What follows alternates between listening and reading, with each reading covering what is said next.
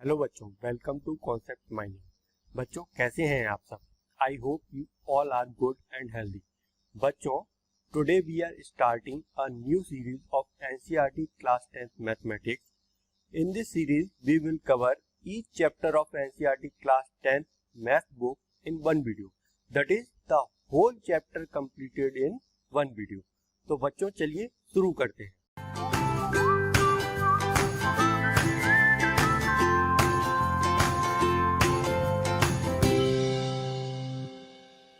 Hello बच्चों, मैं हूं Mayank Sharma.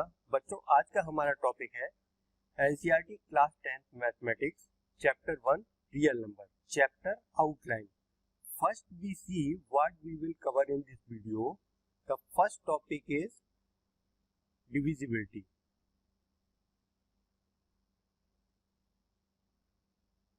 Next we cover in this video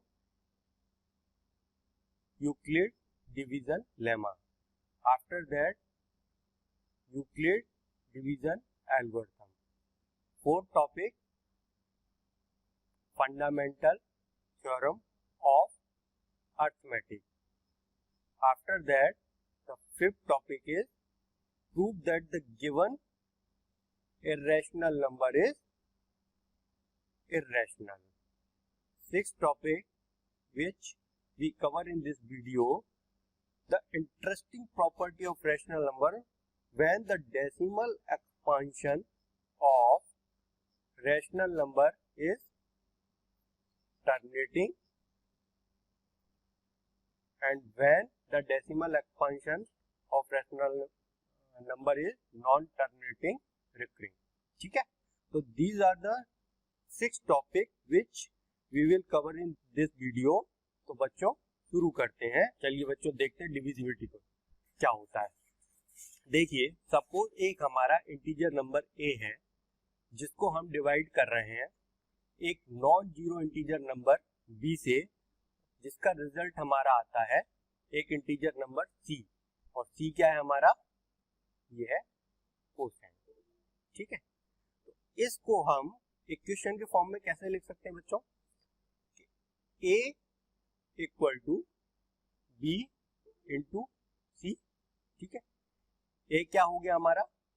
dividend. ठीक है, b क्या हो गया हमारा? डिवाइजर। एंड c क्या हो गया हमारा? कोसेंट। ठीक है बच्चों, फॉर एग्जांपल 35 हमारा दिया हुआ है एक इंटीजर नंबर और एक non zero integer number, suppose 7 से हम इसको डिवाइड करते हैं तो 5 टाइम्स गया 35 और रिमाइंडर हमारा आ गया 0। ठीक है, और यही डिविजिबिलिटी का कॉन्सेप्ट हमारा लगेगा नेक्स्ट टॉपिक में यूक्लिड डिवीजन लेमा में। तो चलिए नेक्स्ट टॉपिक देखते हैं, यूक्लिड डिवीजन लेमा। सबसे पहले बच्चों हम देखते हैं लेमा क्या होता है। What is lemma? A proven statement which is used to prove other statement।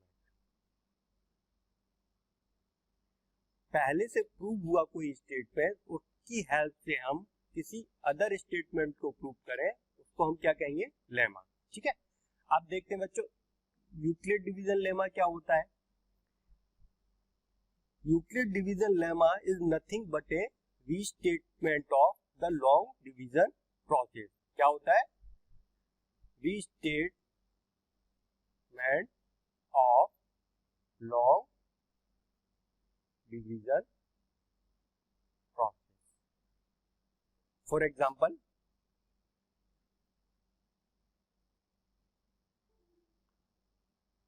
Suppose हमारा 14 दिया हुआ है जिसको हम 4 से डिवाइड करते हैं, 3 टाइम 12 आ गया, 2 हमारा रिमाइंडर। ये हमारा क्या हो गया? डिविडेंड। ठीक है, ये डिवाइजर। ठीक है, ये हो गया कोसेंट और ये हमारा हो गया रिमाइंडर। ठीक है, सपोज हमने डिविडेंड को क्या मान लिया? a, डिवाइजर को क्या मान लिया, बी, कोसेंट को डिनोट कर दिया हमने क्यू से एंड रिमाइंडर को डिनोट कर दिया हमने स्मॉल आर। ठीक है, तो हमारी इक्वेशन क्या बन गई कि dividend equal to divisor into quotient plus remainder, where 0 is less than equal to r less than b. ठीक है बच्चों, ठीक है, ये हमारी एक इक्वेशन फॉर्म हो गई। ठीक है, तो इसको देखते हुए हम क्या लिख सकते हैं, क्या कंक्लूजन निकलता है हमारा कि let a and b be any two positive integer, then there exists unique integer q and r such that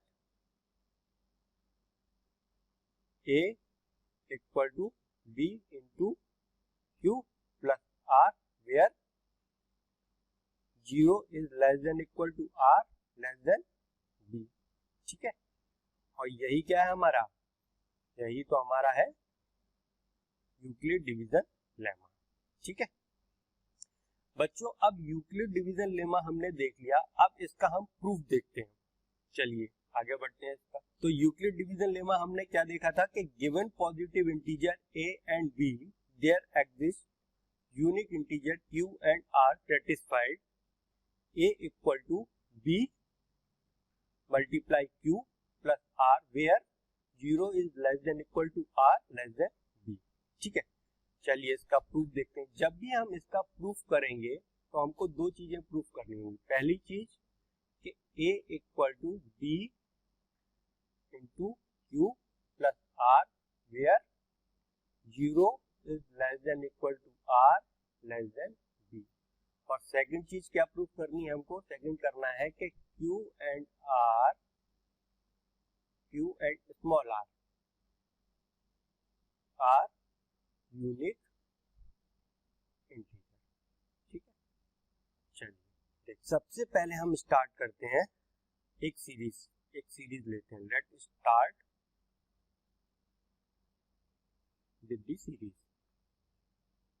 और सीरीज कैसे बनाएंगे कि हमारी सबसे पहली बेसिक टर्म है a, और इस a में हम b को ऐड करते जाएंगे हर स्टेप में। तो a plus b, next step में क्या हो जाएगा a प्लस 2b, नेक्स्ट में a plus 3b and so on up to infinity. और नेगेटिव साइड में क्या हो जाएगा, b माइनस करते जाएंगे तो a minus b, next step में a minus 2b, next a minus 3b up to minus infinity. तो बच्चों ये जो सीरीज हमारी बनी इसको हम कहते हैं अरिथमेटिक प्रोग्रेशन यानी एपी। ठीक है, और इसमें बेसिक टर्म हमारी क्या है, बेसिक टर्म है हमारी a और कॉमन डिफरेंस क्या है b। ठीक है, हर स्टेप में आपको क्या डिफरेंस मिलेगा, b का। ठीक है, तो सपोज हम एक टर्म ले लेते हैं r जो कि क्या है हमारी smallest non negative term of this arithmetic progression. ठीक है बच्चों, तो क्या ले लेते हैं हम, नेगेटिव साइड में देखें तो a minus b into q equal to किसके बराबर है, ये हमारे r के बराबर। ठीक है, और इसको अगर हम थोड़ा सा एडजस्ट करें इस इक्वेशन को तो क्या बन जाएगी हमारी, a हम इस साइड ले आए तो a equal to b into q plus r, और r क्या है हमारा, where 0 is less than equal to r less than b। तो यही तो हमको प्रूव करना था। तो पहला प्रूफ हमारा क्या आ गया कि a equal to b into q plus r where 0 is less than equal to r less than b। ठीक है, इसको सपोज हम मान लेते हैं इक्वेशन 1। ठीक है, अब हम एक नई टर्म लेते हैं। ठीक है बच्चों, let us assume another pair Q1 and R1 of non-negative integer. ठीक है, एक और पेयर ले लेते हैं तो क्या इक्वेशन बन जाएगी हमारी, A equal to B into Q1 plus R1।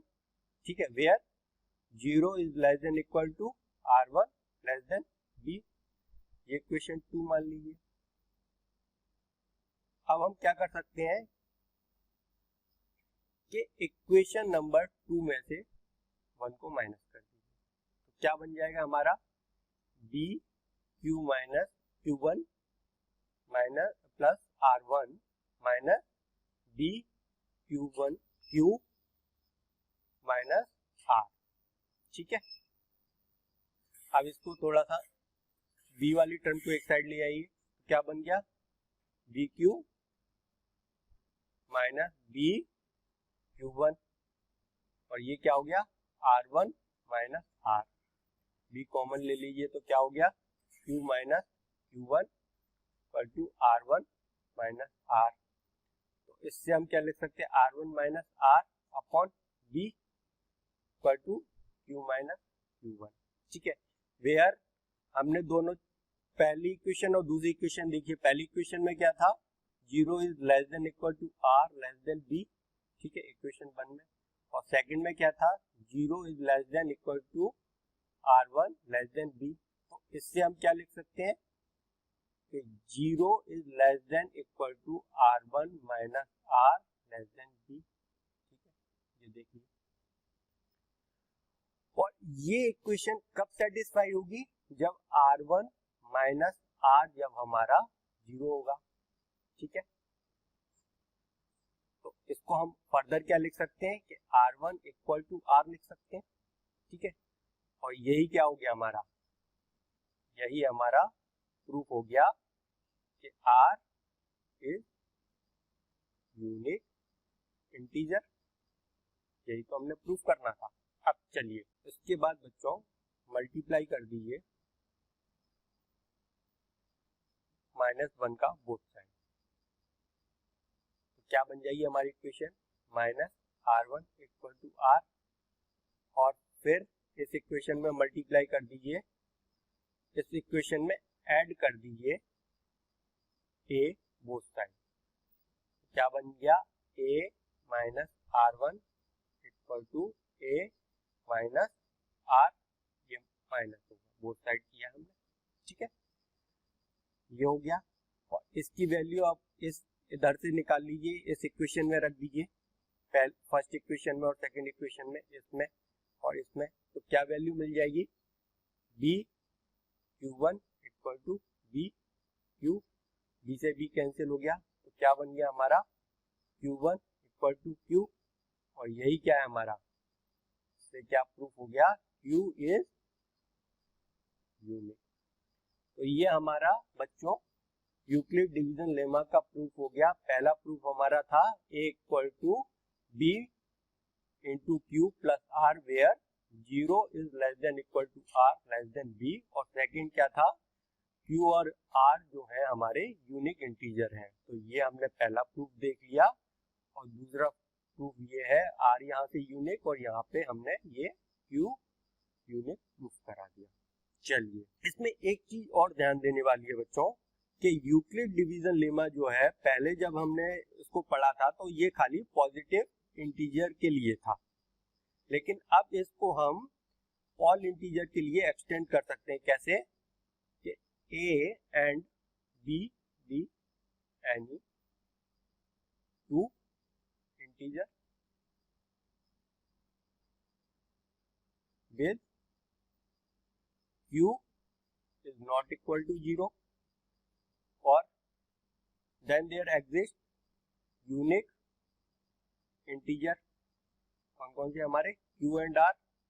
तो क्या इक्वेशन बन गई, सच दैट इक्वेशन हमारी बन गई A equal to B into Q plus R where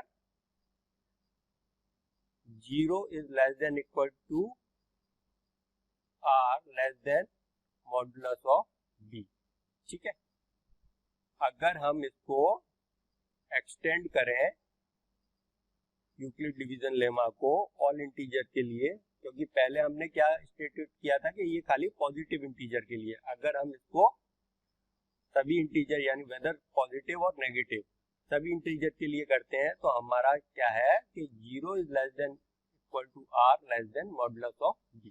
ठीक है, चलिए आगे बढ़ते हैं बच्चों। अब बच्चों एनसीईआरटी बुक में हमें एक पजल दी हुई है जिसमें वो कह रहा है, स्टार्टिंग में ही ये पजल दी है जिसमें कह रहा है कि एक रोड के साइड पे एक एग सेलर है, ठीक है, वो अपना एग बेच रहा है और एक फालतू आदमी जिसको कोई काम धंधा नहीं है आके उससे लड़ जाता है और उसके एग जो है वो गिरा देता है जमीन पे, जिसके कारण उसके सारे एग टूट जाते हैं। अब वो परेशान एग सेलर पंचायत में जाता है और कहता है कि साहब इसने मेरे एग तोड़ दिए और मुझे हर्जाना मिलना चाहिए। ठीक है बच्चों, तो पंचायत उस एग सेलर से पूछती है कि how many egg were broken, मतलब आपके कितने एग टूट गए। तो वो उसका क्या रिस्पॉन्स है, वो कहता है कि अगर मैं पेयर में काउंट करता हूं तो 1 विल रिमेन, एक अंडा मेरा बचता है। अगर मैं 3 के ग्रुप में काउंट करता हूं तो 2 अंडे बचते हैं, 4 के ग्रुप में काउंट करता हूं तो 3 अंडे बचते हैं और 5 के ग्रुप में काउंट करता हूं तो 4 अंडे बचते हैं और 6 के ग्रुप में काउंट करता हूं तो 5 अंडे बचते हैं। ठीक है, और 7 के ग्रुप में काउंट करता हूं तो मेरा कोई भी अंडा नहीं बचता। ठीक है, और लास्ट में वो कहता है कि मेरी जो भी टोकरी थी उसमें 150 अंडे से ज्यादा नहीं आ सकते, नॉट मोर देन 150 एग। ठीक है, तो चलिए इसमें आपका लगेगा यूक्लिड डिवीजन लेमा। ठीक है, तो सबसे पहले क्या है यूक्लिड डिवीजन लेमा की equation, a equal to b into q plus r where 0 is less than equal to r less than b। ठीक है, अब चलिए इक्वेशन बना लेते हैं। अब कह रहा है कि पेयर में काउंट कर रहा है तो कितना उसके एक अंडा बचता है, तो क्या इक्वेशन बन गई, a equal to 2c plus 1 और रिमाइंडर क्या हो जाएगा 0 is less than equal to 1 less than 2। ठीक है, ये हमारी बन गई पहली इक्वेशन, जो कि उसने बोला था कि counted in pair 1 will remain. Second से क्या बनेगी हमारी इक्वेशन, सेकंड से इक्वेशन बनेगी a equal to 3d plus 2 where 0 is less than equal to 2 less than 3। ये हमारी सेकंड इक्वेशन बन गई। इसी तरह थर्ड इक्वेशन क्या बनेगी, a equal to 4e plus reminder कितना बचा है 3, तो 0 is less than equal to 3 less than 4। Third equation बन गई। Fourth equation a equal to 5f plus 4 where 0 is less than equal to 4 less than 5। Fourth equation. Fifth equation क्या बन गई, a equal to 6g plus 5 where 0 is less than equal to 5 less than 6। Equation fifth and last equation क्या बन जाएगी, a equal to 7h plus reminder कितना बचा है, nothing will remain, तो रिमाइंडर हो गया 0 और क्या बना 0 is less than equal to 0 less than 7। ये हमारी सिक्स इक्वेशन बन गई। ठीक है, अब बच्चों एक चीज देखिए, इसमें a क्या है हमारा, a हमारा है पॉजिटिव इंटीजर। ठीक है, b की वैल्यू क्या है हमारी, b की वैल्यू हमको दी हुई है 2 3 4 5 6 7, क्योंकि वो या तो पेयर में काउंट कर रहा है या 3 के ग्रुप में, 4 के ग्रुप में, 5 के ग्रुप में, 6 के ग्रुप में एंड 7 के ग्रुप में। ठीक है, चलिए नेक्स्ट r क्या है हमारा रिमाइंडर, जब वो पेयर में काउंट कर रहा है तो रिमाइंडर कितना बचा है 1, 3 के ग्रुप में 2, 4 के ग्रुप में 3, 5 के ग्रुप में 4, 6 के ग्रुप में 5 एंड 7 के ग्रुप में कर रहा है तो रिमाइंडर क्या बच रहा है 0, ठीक है। And C D E F G और H जो है वो हमारे नेचुरल नंबर है, ठीक है। अब बच्चों जब इस पे ट्रायल एंड एरर हम इक्वेशन में लगाएंगे तो हमको क्या मिलेगा, value of A that is 119x, ठीक है। कैसे, देखिए बच्चों, अब ये 119x आ गए हमारे, अब इसको हम इक्वेशन में रख के सेटिस्फाइड करने की कोशिश करते हैं। तो पहली इक्वेशन क्या है हमारी, a equal to 2c plus 1, तो 119x हमारे आए हैं, तो 119 इक्वल टू क्या आ जाएगा 2 इंटू 59 प्लस 1, ठीक है। इसी तरह सेकंड इक्वेशन में रखिए 119 इक्वल टू 3 के पेयर में कर रहा है तो 3 इंटू 39 और रिमाइंडर कितना बच रहा है 2। थर्ड इक्वेशन में रखिए 119 और कितना है वो 4 के ग्रुप में काउंट कर रहा है तो 4 इंटू 29 और रिमाइंडर कितना है 3। फोर्थ में रखिए 119 इक्वल टू कितना है 5 के ग्रुप में कर रहा है तो 23 और रिमाइंडर कितना बच रहा है 4। नेक्स्ट देखिए 119 इक्वल टू 6 इंटू 19 और रिमाइंडर कितना बच रहा है 5। और लास्ट इक्वेशन में क्या है कि 119 इक्वल टू 7 के ग्रुप में कर रहा है इंटू 17 और रिमाइंडर कितना बच रहा है 0। तो ये सारी इक्वेशन में जब हमने C, D, F, G और H की वैल्यू पुट करी तो हमारा कितने आ गए 119 आ गए, और ये ट्रायल एंड एरर मेथड लगा के हमने x की वैल्यू फाइंड कर ली, ठीक है। तो ये हमारी पजल दी हुई है एनसीईआरटी बुक में, जो इस तरह से with the help of Euclid division lemma लगा के ये इस तरीके से सॉल्व हो जाएगी। चलिए नेक्स्ट देखते हैं question number 1। So that the every positive even integer is of the form of 2q and that every positive odd integer is of the form of 2q plus 1 where q is some integer, ठीक है। बहुत ही आसान सा question है बच्चों। इसमें वो कह रहा है कि सपोज हम मान लेते हैं कि late a be the positive integer, ठीक है, और b की वैल्यू क्या दे दी हमको 2 दे दी।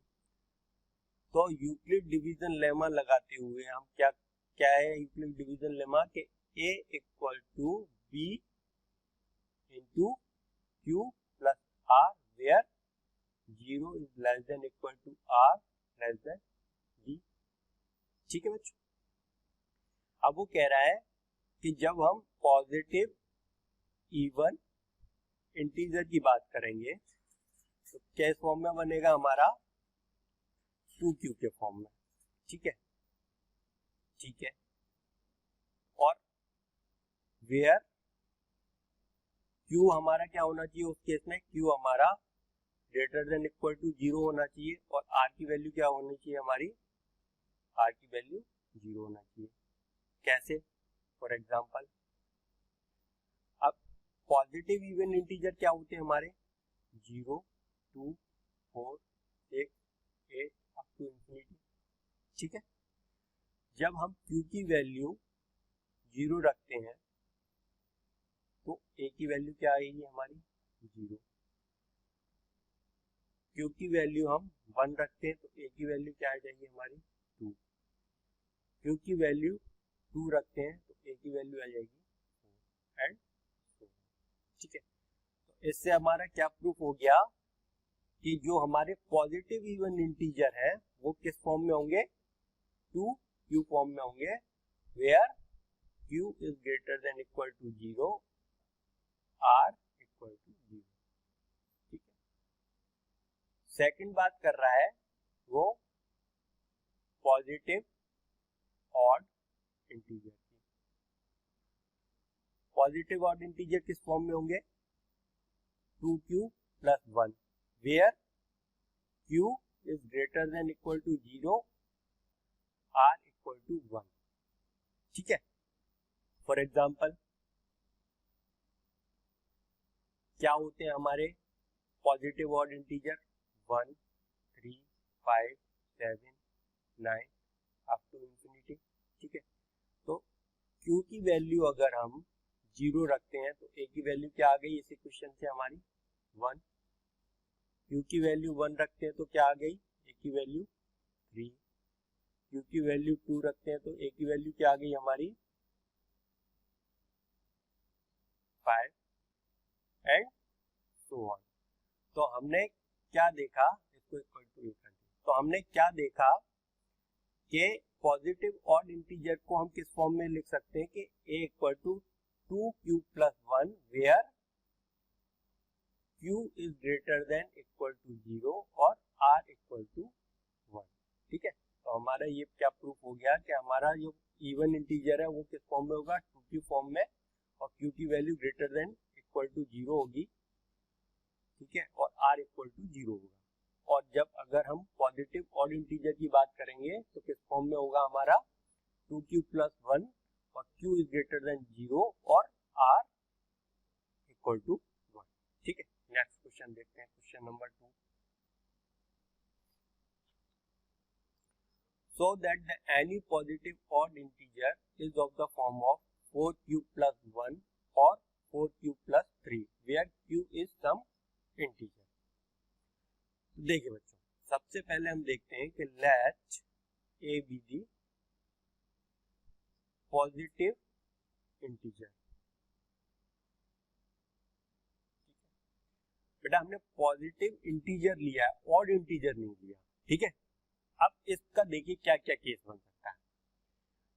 अब यूक्लिड डिवीजन लेमा क्या कहता है कि a equal to b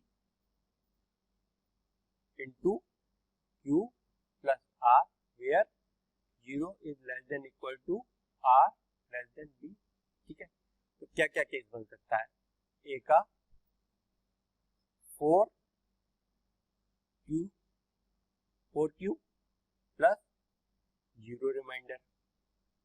second क्या केस बन सकता है, a equal to 4q plus 1 reminder. Third case क्या बन सकता है, 4q plus 2 reminder. And fourth case क्या बन सकता है, 4q प्लस 3 रिमाइंडर, क्योंकि b की वैल्यू क्या है हमारी 4 और रिमाइंडर क्या होता है हमेशा b से कम होता है। ठीक है, तो 4 b की वैल्यू 4 है तो रिमाइंडर क्या होगा, या तो 0 होगा, 1 होगा, 2 होगा या 3 होगा। तो ये हमारे 4 केस बनते हैं। अब q की value greater than equal to 0 होगी तो r की वैल्यू क्या होगी इस केस में 0, क्योंकि r की वैल्यू हमको दी हुई है, रिमाइंडर 0 है। q की value greater than equal to 0 और इस केस में r की वैल्यू क्या होगी 1, क्योंकि रिमाइंडर 1 आ रहा है। नेक्स्ट केस में q की वैल्यू ये हो गई और r की वैल्यू क्या हो गई 2। नेक्स्ट केस में q की value greater than equal to 0 और r की वैल्यू हो गई हमारी 3। ठीक है, अब देखिए बच्चों, किसी भी पॉजिटिव इंटीजर में अगर रिमाइंडर उसका 0 है, जबकि हम डिवाइड किससे कर रहे हैं उसको, इवन पॉजिटिव इंटीजर से, तो रिमाइंडर उसका 0 या 2 आ रहा है तो ये केस क्या बन गया हमारे इवन पॉजिटिव इंटीजर। ठीक है बच्चों, और जिसमें रिमाइंडर हमारा ऑड आ रहा है वो क्या केस बन गया, ऑड पॉजिटिव इंटीजर। तो वो यही तो कह रहा है कि पॉजिटिव ऑड इंटीजर जो है हमारे वो किस फॉर्म में आएंगे, 4q plus 1 where q is greater than equal to 0, r equal to 1, first case. और सेकंड क्या कि 4q plus 3 where q is greater than equal to 0, r equal to 3। तो यही तो हमने बताना था, ठीक है। चलिए नेक्स्ट टॉपिक है बच्चों हमारा यूक्लिड डिवीजन एल्गोरिथम, ठीक है। सबसे पहले देखिए एल्गोरिथम क्या होता है, व्हाट इज एल्गोरिथम। एल्गोरिथम को हम कहते हैं कि well defined step must follow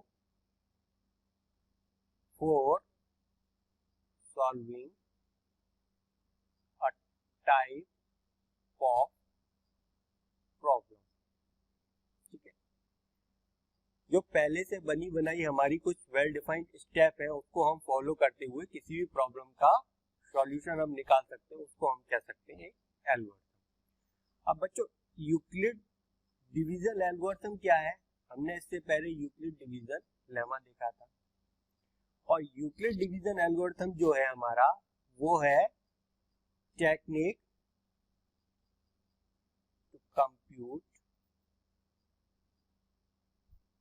the HCF of two given positive, ठीक है। तो ये क्या है, एक टेक्निक है एचसीएफ निकालने की, ठीक है। चलिए फॉर एग्जांपल एक एग्जांपल ले लेते हैं हम, हमने एचसीएफ निकालना है दो नंबर का 455 और 42, ये दो नंबर दिए हैं, इसका एचसीएफ निकालना है। तो सबसे पहले हम देखते हैं यूक्लिड डिवीजन लेमा क्या कहता है हमारा, a equal to b into q plus r where 0 is less than equal to r less than b, ठीक है बच्चों। अब लगाइए, तो सबसे पहले हम एचसीएफ निकालने के लिए यूक्लिड डिवीजन एल्गोरिथम लगाएंगे। तो सबसे पहले देखेंगे कि हमारा बड़ा नंबर कौन सा है, तो 455 इज ग्रेटर देन 42, ठीक है। तो हमारी ए की वैल्यू क्या बन जाएगी, ए की वैल्यू बन जाएगी 455 एंड बी की वैल्यू क्या बन जाएगी 42, ठीक है। चलिए लगाइए, तो 455 इक्वल टू 42 इंटू 10 टाइम्स गया और रिमाइंडर कितना हो गया 35, ठीक है। अब देखिए 35 जो है वो नॉट इक्वल टू 0 है, यानी कि फिर से हमको इस स्टेप को रिपीट करना पड़ेगा। तो हमारा नई ए की वैल्यू क्या बन जाएगी 42 और बी की वैल्यू क्या बन जाएगी 35। 42 क्या है हमारा पुराना वाला डिवाइजर और 35 क्या है हमारा पुराना वाला रिमाइंडर, ठीक है। अब 35 इसको वन टाइम किया और रिमाइंडर कितना बच गया आपका 7। अब देखिए 7 भी हमारा नॉट इक्वल टू 0 है, तो नई वैल्यू हमारी ए की क्या बन गई 35 और बी की नई वैल्यू क्या बन गई 7। 5 टाइम्स किया और रिमाइंडर हमारा आ गया 0, ठीक है। अब 0 इक्वल टू 0 यानी जो हमारी लास्ट स्टेप में बी की वैल्यू थी वही हमारा क्या हो गया एचसीएफ आ गया। तो HCF of 455 and 42 is 7, simple सा है बच्चों, ठीक है। चलिए तो ये हमारी थी यूक्लिड डिवीजन, ठीक है। अब इसकी हम स्टेप देख लेते हैं एक बार कि क्या क्या स्टेप फॉलो करते हैं हम यूक्लिड डिवीजन में एचसीएफ फाइंड करने के लिए, ठीक है।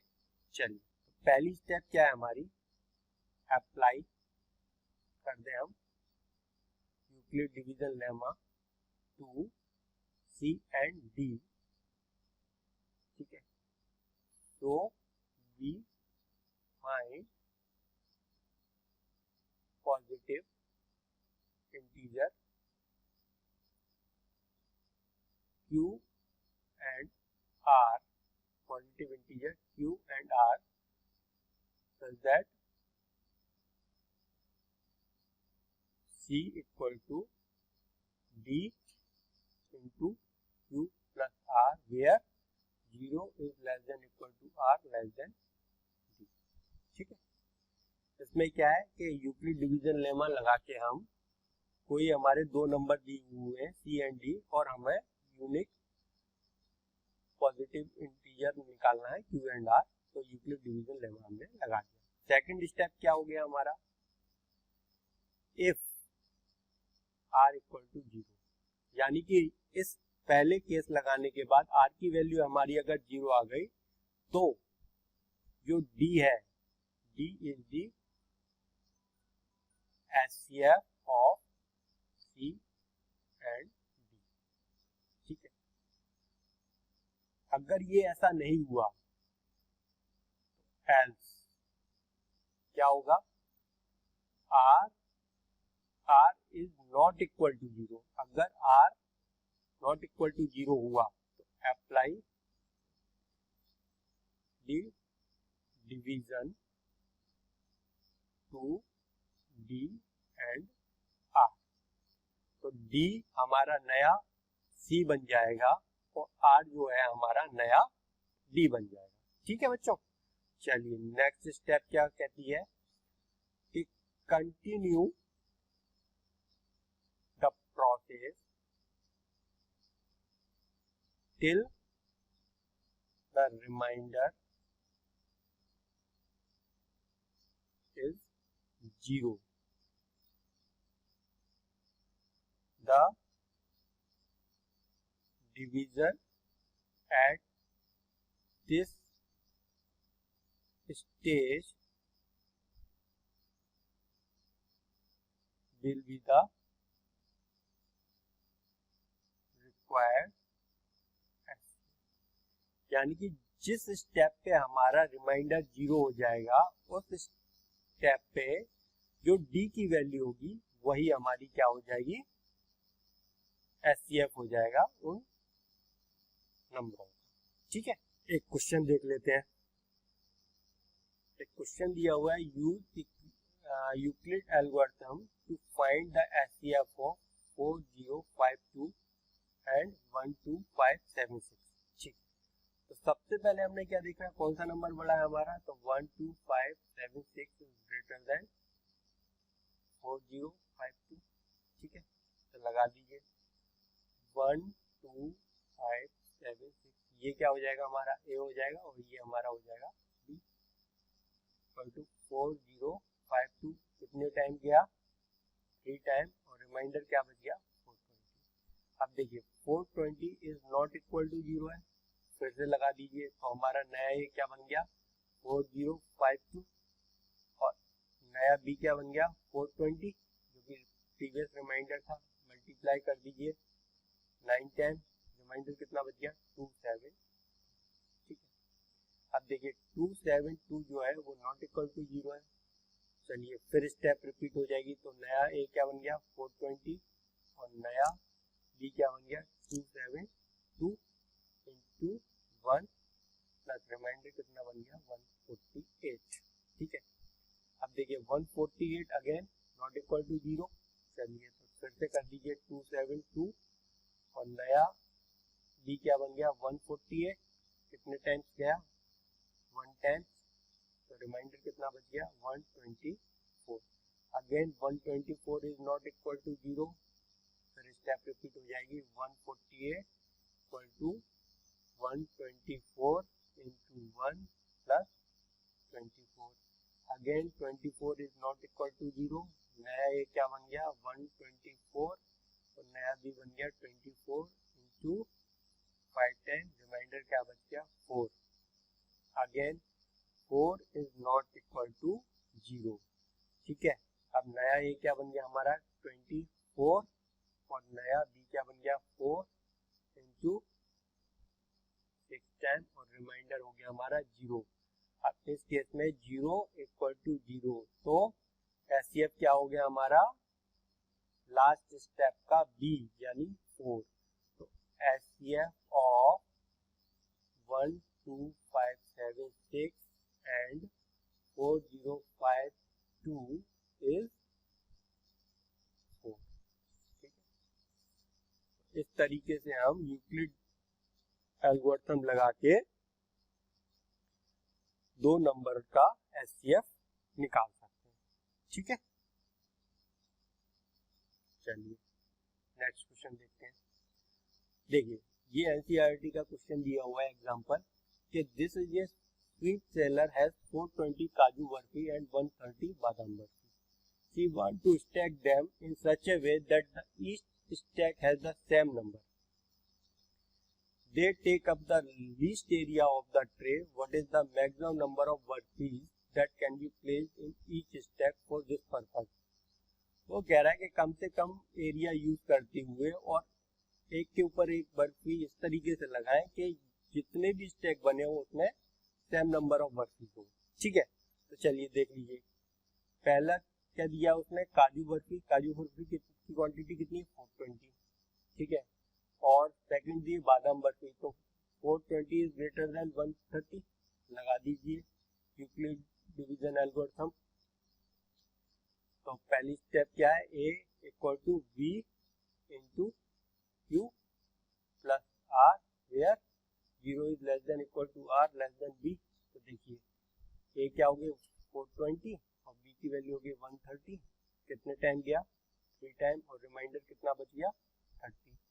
ठीक है, अब 30 जो है वो नॉट इक्वल टू 0 है, तो नया a की वैल्यू क्या हो गई हमारी 130 और नई b की वैल्यू हो गई 30। कर लीजिए 4 10, कितना रिमाइंडर बचा 10। Again 10 is not equal to 0, तो नई a की वैल्यू हो गई 30 और b की वैल्यू हो गई 10। 3 टाइम रिमाइंडर हो गया 0। इस केस में 0 इक्वल टू 0, तो हमारा b की वैल्यू है जो लास्ट स्टेप है वो क्या हो जाएगा SCF हो जाएगा। तो कितना हो जाएगा SCF ऑफ 420 एंड 130 इज 10। तो क्या कह सकते हैं हम कि can make stacks of 10 for both kinds of barfi. ठीक है बच्चों, चलिए आगे बढ़ते हैं। नेक्स्ट टॉपिक है हमारा बच्चों फंडामेंटल थ्योरम ऑफ अर्थमेटिक। ठीक है बच्चों, सबसे पहले देखिए कोई भी हमारा नेचुरल नंबर है तो उसको हम कैसे लिख सकते हैं, product of its prime factor. ठीक है, फॉर एग्जांपल 4 हमें दिया हुआ है, तो 4 को हम कैसे लिख सकते हैं 2 इंटू 2, और 2 क्या है प्राइम फैक्टर है। ठीक है, 2 इंटू 2 क्या है हमारे प्राइम फैक्टर आ गया 4 के। ठीक है, एक एग्जांपल और ले लीजिए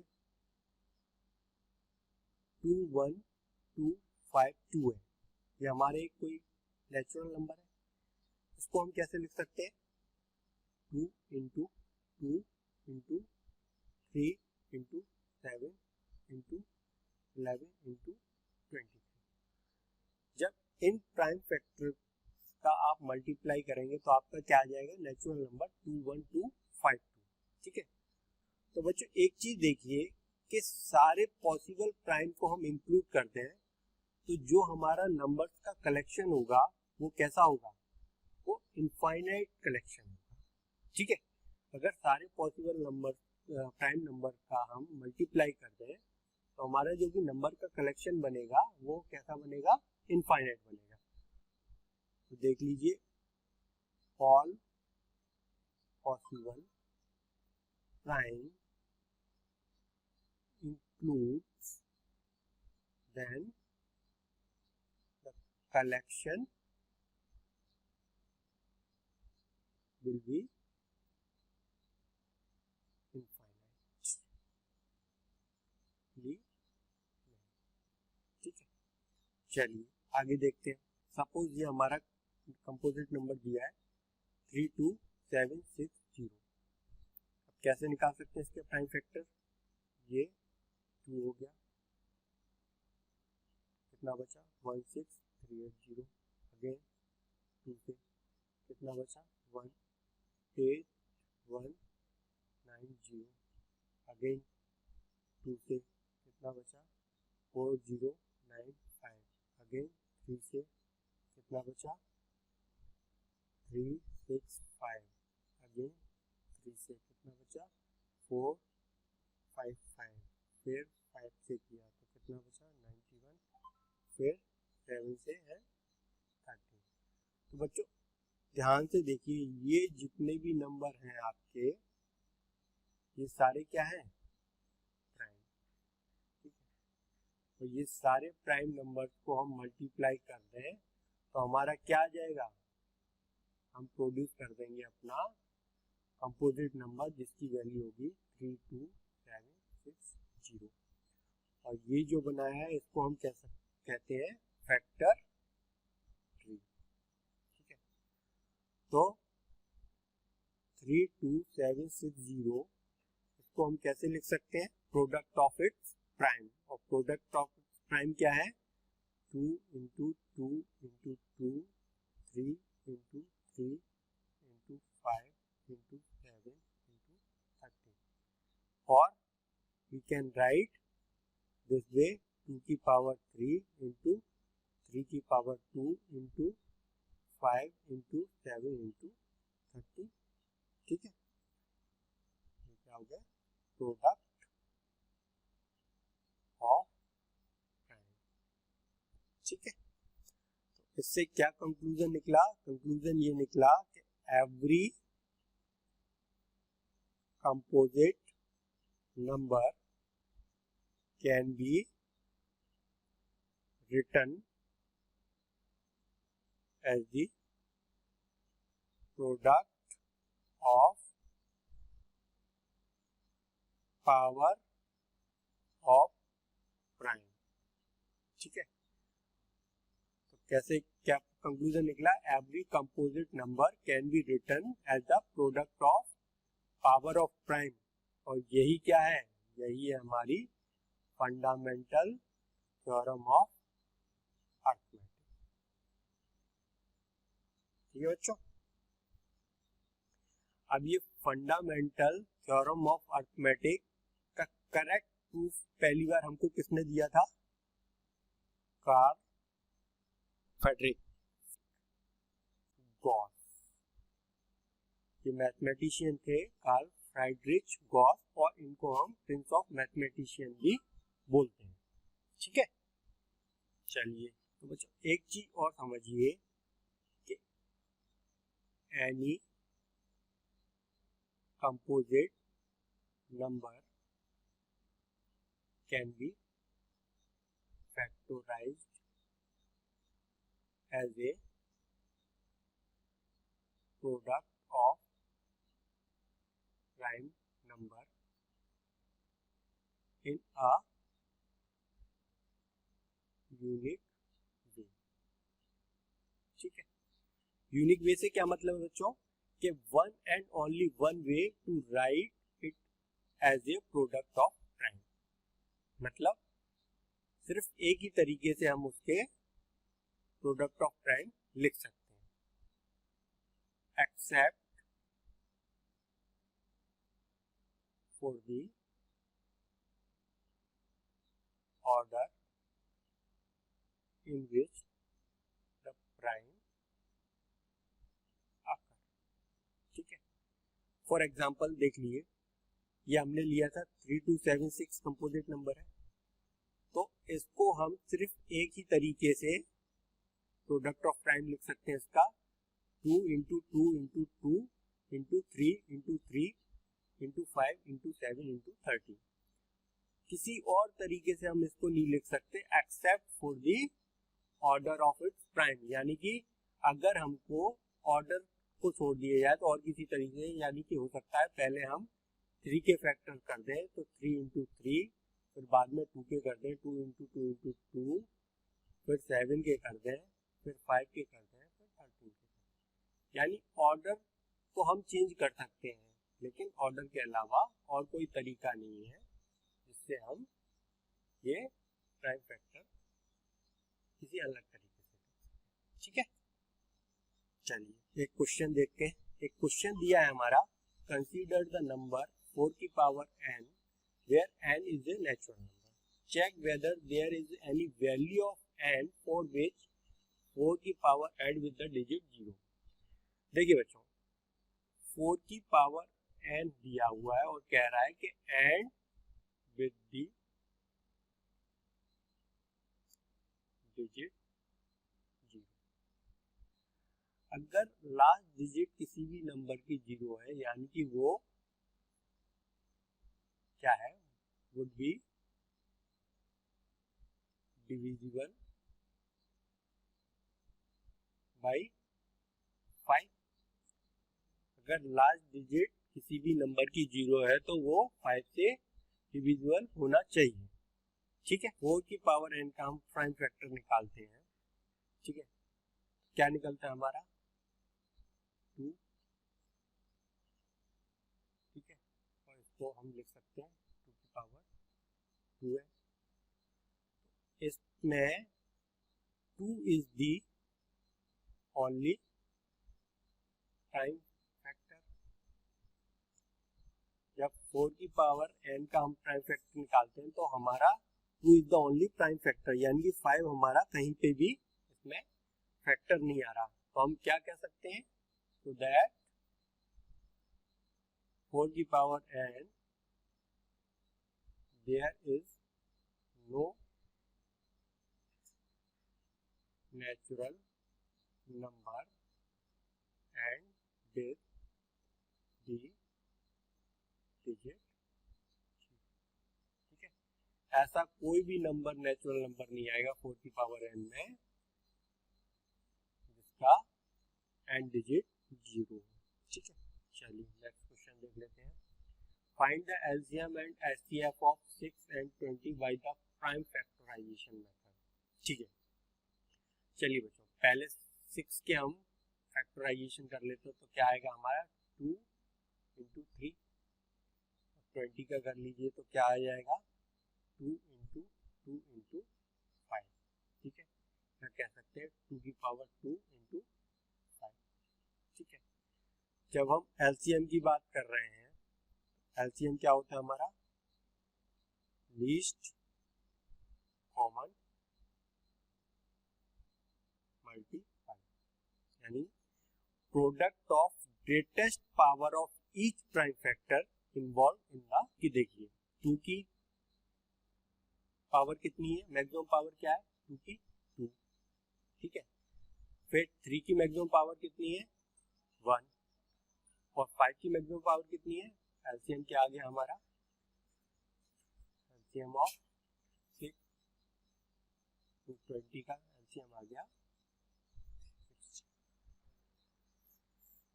ठीक है, नेक्स्ट जब हम एचसीएफ की बात करेंगे तो एचसीएफ क्या होता है हमारा हाईएस्ट कॉमन फैक्टर. ठीक है, तो हाईएस्ट कॉमन फैक्टर क्या है इन दोनों में 2, इसमें 2 और इसमें 2. तो हाईएस्ट कॉमन क्या है 2. तो एचसीएफ ऑफ 6, 20 इज 2. ठीक है, तो प्राइम फैक्टराइजेशन मेथड से हम एलसीएम और एचसीएफ किसी नंबर का इस तरीके से फाइंड करते. अब थोड़ी सी बात हम करते हैं इर्रेशनल नंबर. ठीक है, 9th क्लास में हमने बहुत डिटेल में इर्रेशनल नंबर पढ़े थे. एक तो हमने पढ़े थे रैशनल नंबर. ठीक है, एक पढ़े थे हमने इर्रेशनल नंबर. ठीक है, और इन दोनों को हम मिला देते थे तो क्या बन जाते थे हमारे रियल नंबर. ठीक है, अब इर्रेशनल नंबर क्या होते थे √2, √3, √5, पाई, इनफाइनाइट. ठीक है, और हम कह सकते हैं कि √p is irrational where p is prime. ठीक है, तो बच्चों a2 की जगह a². ठीक है, तो क्या कह रहा है कि let p be a prime number if p divide a square then p divide a where a is a positive integer. a क्या है हमारा पॉजिटिव इंटीजर. ठीक है, तो let prime factorization of a be as follow. ठीक है, a के prime factorization क्या होंगे, suppose p1 p2 up to pn where p1 p2 up to pn are prime not necessarily distinct. ठीक है, तो अगर हम इसको ए स्क्वायर कर दें तो क्या प्राइम फैक्टर हो जाएंगे हमारे p1 p2 up to pn and multiply with p1 p2 up to pn. तो क्या हो गया p1 का स्क्वायर p2 का स्क्वायर अप टू pn का स्क्वायर. ठीक है, तो हमको क्या दिया हुआ है कि p डिवाइड्स ए स्क्वायर. ठीक है, और हमने देखा था पहले फंडामेंटल थ्योरम ऑफ अर्थमेटिक जिसमें कह रहा था कि p is one of the prime factor of A square. उससे हम क्या कह सकते हैं, उससे हम कह सकते हैं so that A equal to p1 p2 up to pn and p is also divide a. For example, a equal to हमको दिया हुआ है 2. ठीक है, a स्क्वायर क्या हो गया 4 हो गया. ठीक है, a के फैक्टर क्या हो गए हमारे 2 और 4 के फैक्टर क्या हो गए 2 इंटू 2. तो अब जो 2 है 2 is one of the prime factor of 4. ठीक है, तो इसी चीज से हम कह सकते हैं कि p डिवाइड्स a. ठीक है, तो ये हमारा एक प्रूफ हो गया. ठीक है, चलिए नेक्स्ट देखते हैं. अब हमको एक क्वेश्चन दिया हुआ है, हमने क्लास 9th में पढ़ा था कि √2 जो है हमारा इरेशनल है. अब हम प्रूफ करेंगे कि √2 हमारा इरेशनल कैसे है. √2 इज इरेशनल. ठीक है, तो कैसे प्रूफ करेंगे, हम प्रूफ करेंगे the proof based on a technique is called proof by contradiction. Proof by contradiction से हम उसको प्रूफ करेंगे कि √2 इरेशनल. ठीक है, तो कैसे करेंगे, सबसे पहले हम मानते हैं सपोज √2 इज रैशनल. ठीक है, हमने मान लिया √2 रैशनल. और रैशनल नंबर क्या होता है r अपॉन s फॉर्म में होता है. r भी इंटीजर पॉजिटिव इंटीजर और s भी पॉजिटिव इंटीजर और s is not equal to 0. Rational number जब हमने क्लास 9th में पढ़े थे तो पढ़ा था ये प्रॉपर्टी होती है रैशनल नंबर. ठीक है, अब r एंड s में से हम कॉमन फैक्टर अगर डिवाइड कर दें, r एंड s में से कॉमन फैक्टर हम डिवाइड कर दें तो हमारा नंबर बन गया a डिवाइड b. और a एंड b को हम क्या कह सकते हैं को प्राइम कह सकते हैं. तो √2 इक्वल टू क्या हो गया हमारा a अपॉन b. ठीक है, अब हम इसको क्या लिख सकते हैं b √2 equal to a squaring both side कर लीजिए.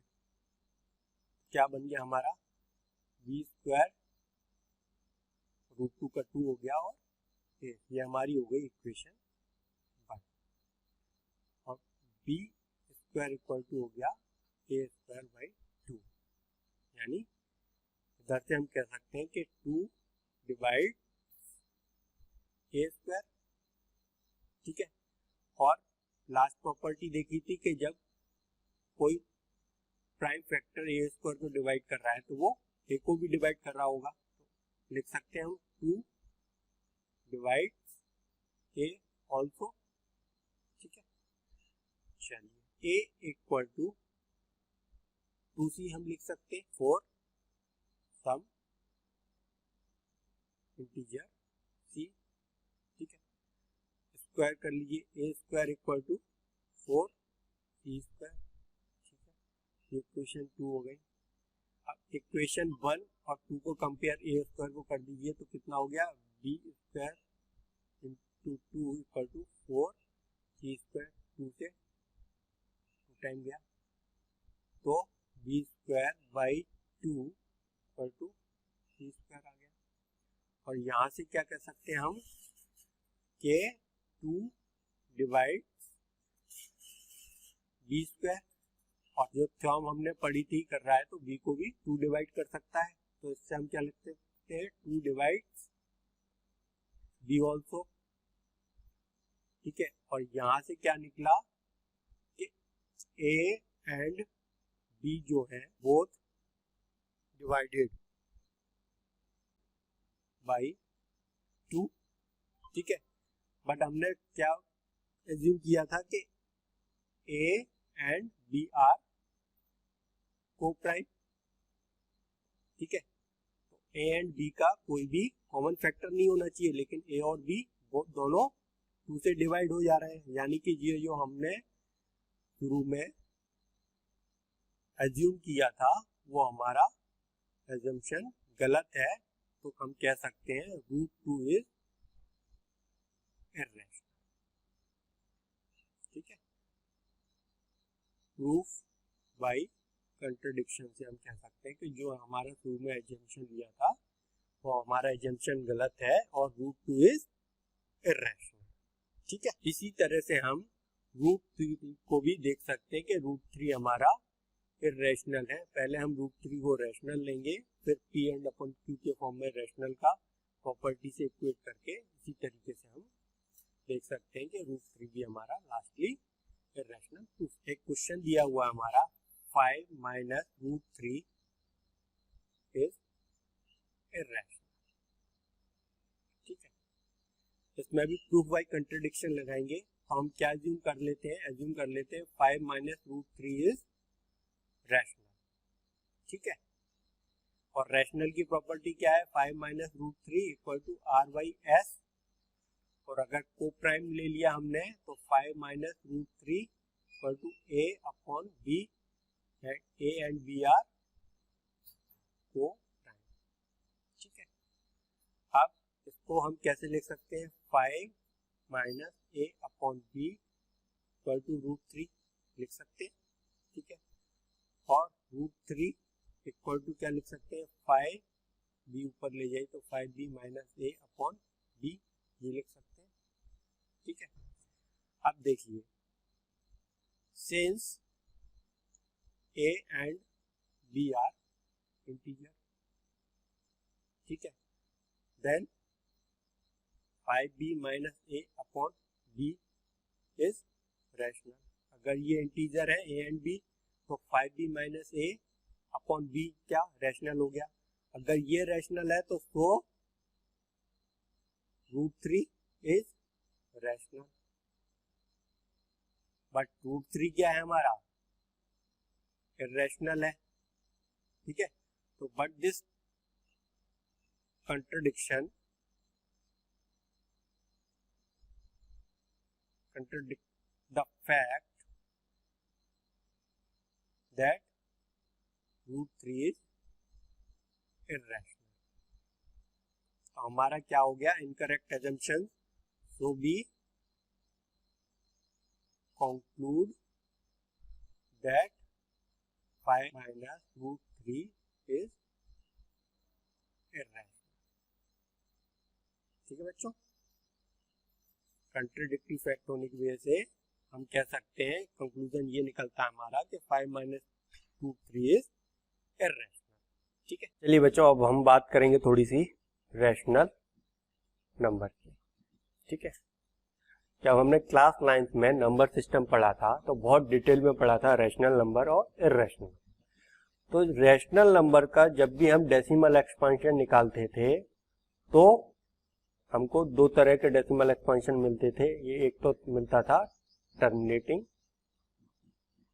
एंड सेकंड मिलता था नॉन टर्मिनेटिंग रिकरिंग। ठीक है, चलिए एक एग्जांपल लेते हैं।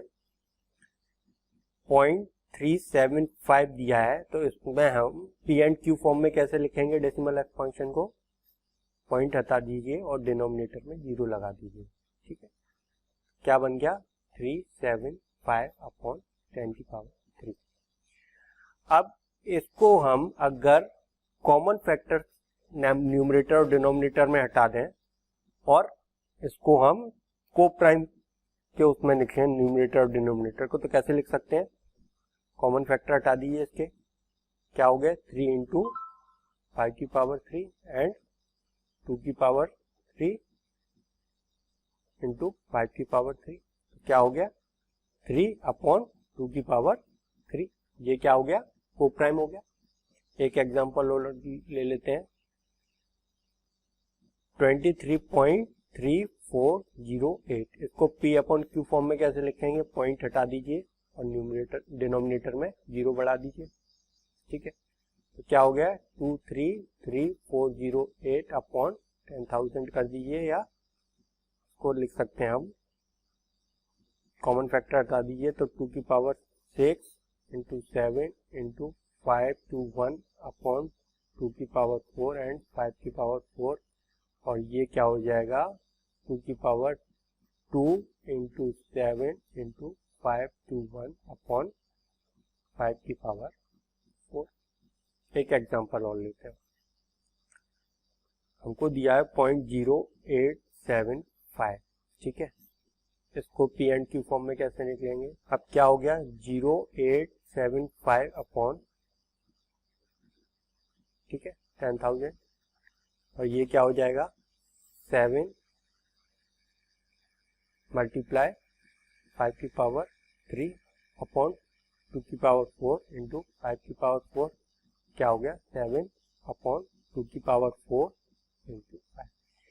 ये सारे जो हैं हमारे को प्राइम फॉर्म में हमने लिख लिए, यानी कि न्यूमरेटर और डिनोमिनेटर में कोई भी 1 के अलावा कोई भी कॉमन फैक्टर नहीं है। ठीक है, क्या लिख लिया हमने? P अपॉन क्यू फॉर्म में लिख दिया, where P and Q are coprime. ठीक है, एक चीज तो ये समझ में आ गई हमको।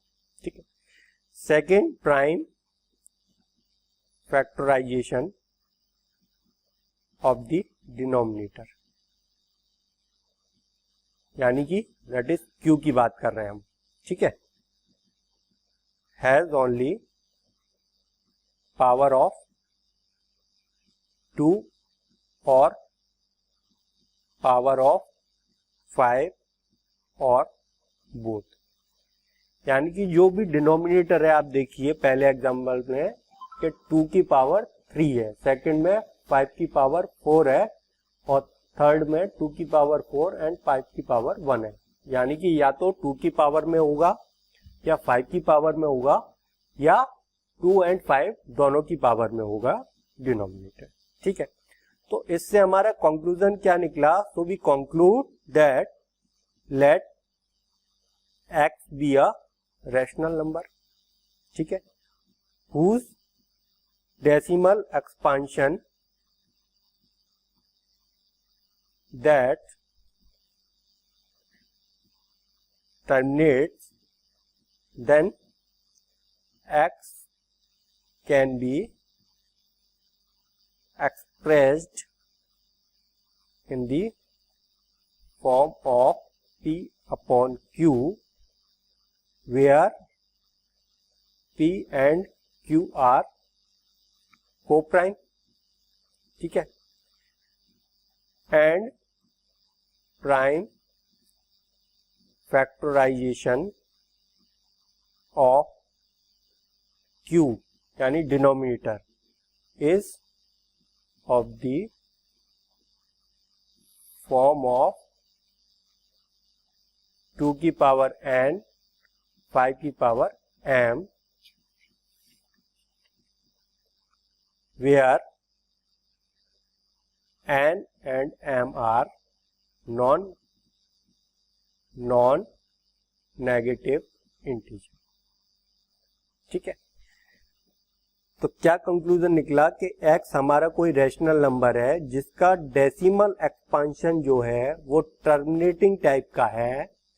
तो x को हम कैसे, x can be expressed in the form of p upon q। ठीक है, यानी रैशनल फॉर्म में हम x को रिप्रेजेंट करते हैं p अपॉन q फॉर्म में, और p एंड q क्या है हमारा, को प्राइम है।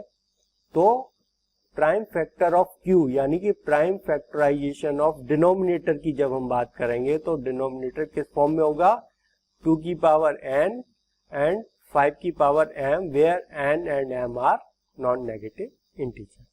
ठीक है, ये तो हमने एक कंक्लूजन निकाल लिया। एक कंक्लूजन और क्या निकला हमारा कि let x equal to p upon q be a rational number such that the prime factorization of q यानी डिनोमिनेटर की बात कर रहे हैं, q is of the form of 2 की पावर n and 5 की power m, where n and m are non negative integer. ठीक है, then x has a decimal expansion which terminate. ठीक है, फॉर एग्जांपल एक एग्जांपल ले लेते हैं हम 3/8। ठीक है, जो हमारा डिनोमिनेटर है वो 2 की पावर n और 5 की पावर m फॉर्म में, where n and m are non negative integer. ठीक है, अब इसको हम क्या है कि अब ये टर्मिनेटिंग है या नहीं है, चलिए देखते हैं। तो पहले हम को प्राइम से इसको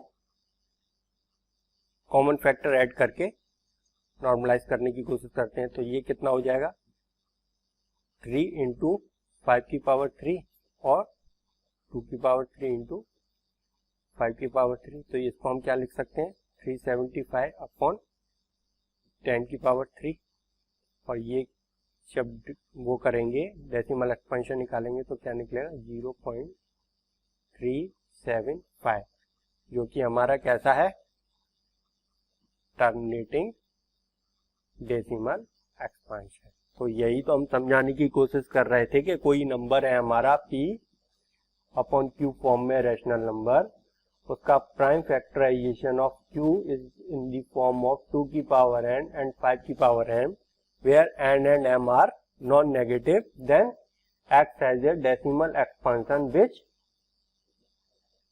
terminate.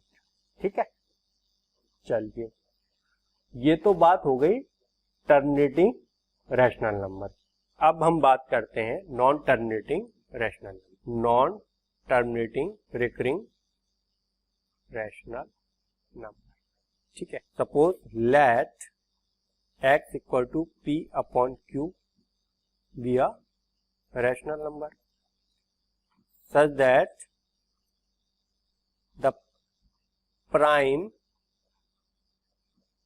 Factorisation of q, that is denominator की बात कर रहे हैं हम, is not of the form of 2 की पावर n एंड 5 की power m, where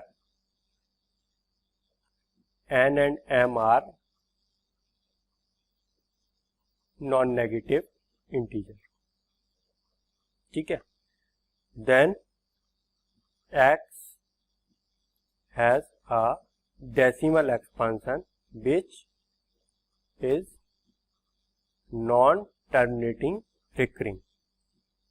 For example 1/7, इसका जो डेसिमल एक्सपेंशन क्या आएगा 0.14287 का बार, यानी बार का मतलब ये फिर से रिपीट करता रहेगा। और डेसिमल एक्सपेंशन कैसा हो गया इसका, नॉन टर्मिनेटिंग रिकरिंग। तो क्या कंक्लूजन निकला हमारा कि decimal expansion of rational number is always either terminating और नॉन टर्मिनेटिंग रिकरिंग। ये हमारा क्या निकला, फाइनल कंक्लूजन। ठीक है, रैशनल नंबर का। और इसी के साथ बच्चों ये चैप्टर 1 रियल नंबर कंप्लीट होता है। बच्चों नेक्स्ट वीडियो में हम इस चैप्टर की एनसीईआरटी बुक के एक्सरसाइज सॉल्यूशन देखेंगे। बच्चों आपको अगर कोई डाउट है तो आप कमेंट सेक्शन में कमेंट करके पूछ सकते हैं। Thank you.